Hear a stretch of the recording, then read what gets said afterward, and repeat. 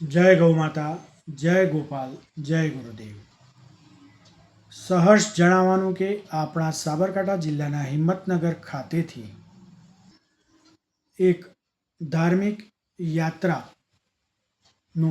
આયોજન કરવામાં આવેલ છે, જેનો મુખ્ય ઉદ્દેશ ગાય માતાને રાષ્ટ્ર માતા તરીકે જાહેર કરવી અને સમગ્ર દેશમાં ગૌ હત્યા પર પ્રતિબંધ લાવવો તેવો છે।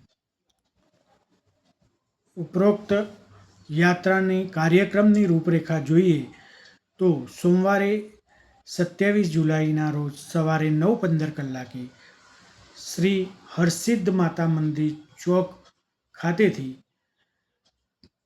યાત્રાનો શુભારંભ થશે, જે સવારે 11:15 કલાકે માનનીય શ્રી કલેક્ટર સાહેબ સાબરકાંઠાની કચેરી ખાતે પ્રાર્થનાપત્ર આપી પૂર્ણ કરવામાં આવશે। યાત્રાની શરૂઆત હરસિદ્ધ માતા મંદિરેથી કરી ગૌ માતાની આરતી, સંકીર્તન, ભજન, વિજય મહામંત્ર શ્રી રામ જય જય રામના નારા સાથે ભવ્ય યાત્રાનું પ્રસ્થાન થશે। આ યાત્રામાં